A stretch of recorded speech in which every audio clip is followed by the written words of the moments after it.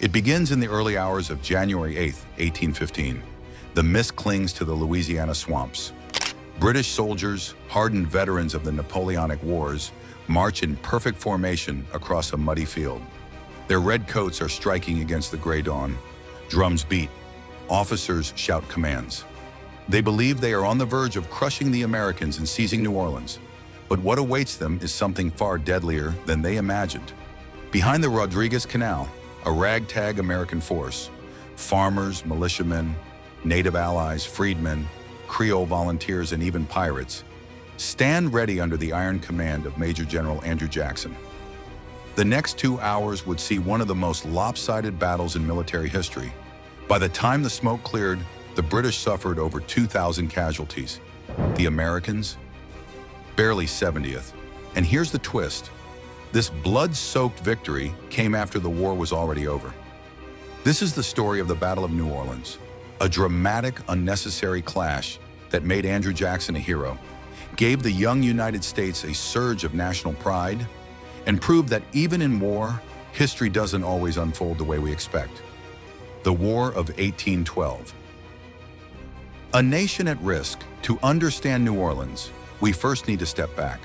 The War of 1812 was, in many ways, America's forgotten war. But at the time, it was existential. The United States had declared war on Great Britain in June 1812. The reasons?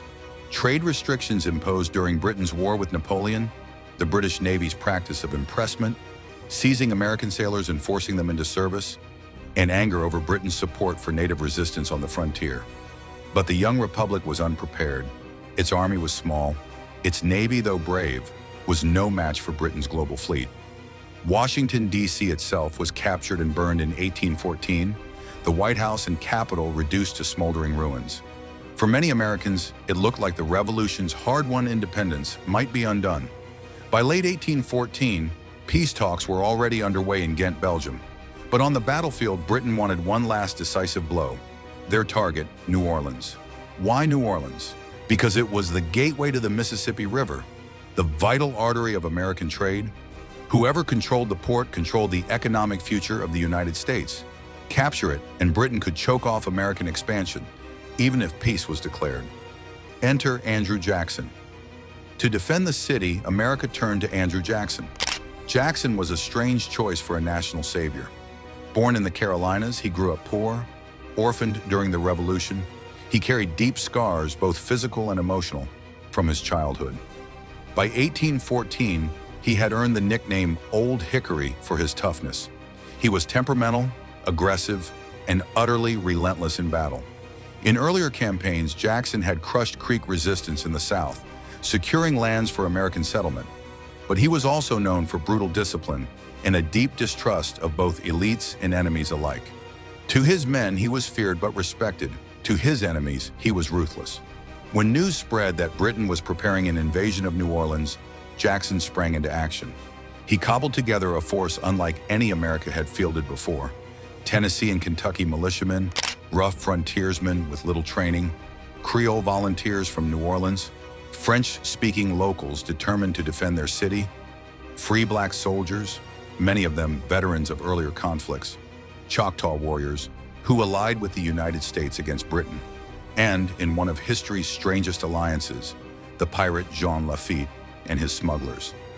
Lafitte's men knew the swamps and waterways better than anyone, and they brought with them cannons, gunpowder, and a fierce will to fight.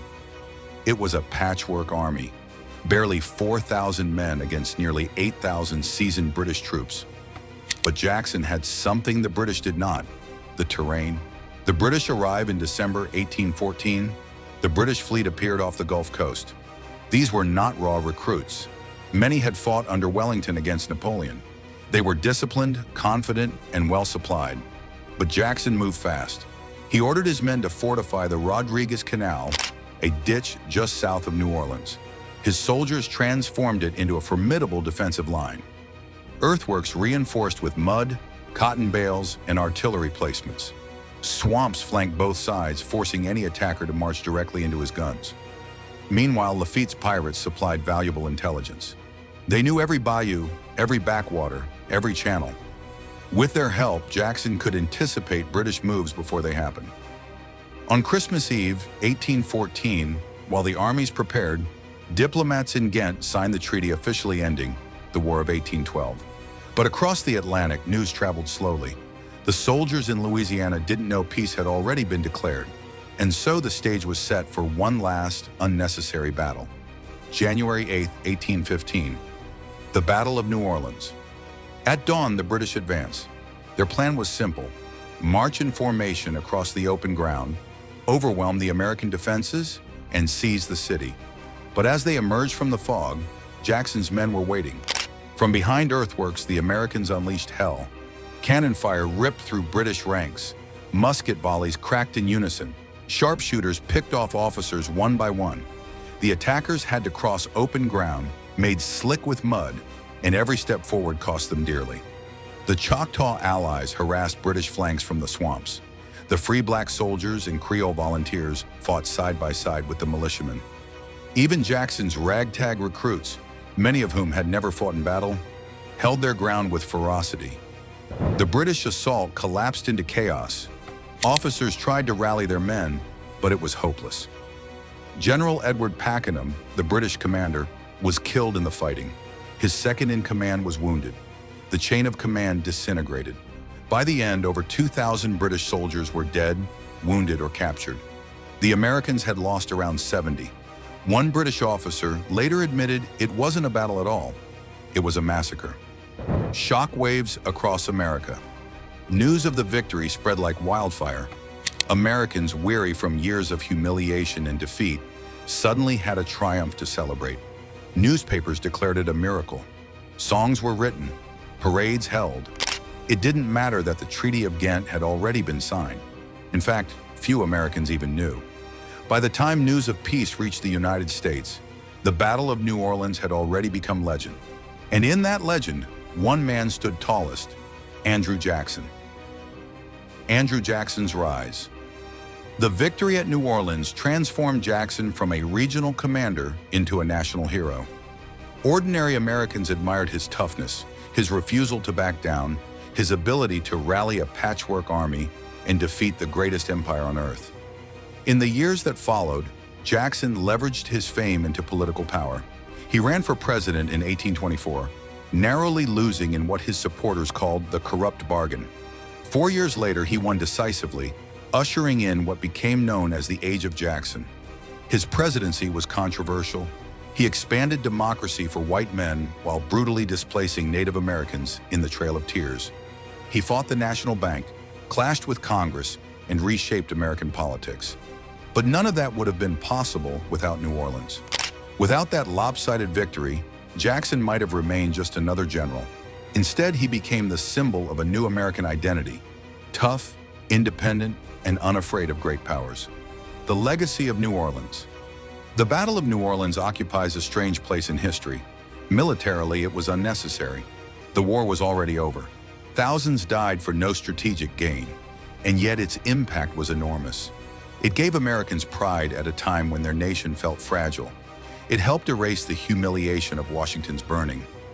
It gave rise to a unifying myth that America, when united, could stand against the greatest empire in the world. For decades, January 8th was celebrated as a national holiday. Songs like The Hunters of Kentucky turned Jackson and his frontier fighters into folk heroes. Even today, the story resonates as an example of how unlikely alliances and sheer determination can change the course of history. But it also reminds us of history's ironies. The dead at New Orleans fell for a battle that need never have been fought. Victory and tragedy, pride and futility, all bound together in one morning of smoke and blood. So the next time someone talks about history's strangest battles, remember this one: the greatest American victory in a war that was already over. The Battle of New Orleans wasn't just about cannons and muskets. It was about identity. It shaped the way Americans saw themselves. It launched a president, and it proved that sometimes even the most unnecessary battles leave the deepest scars.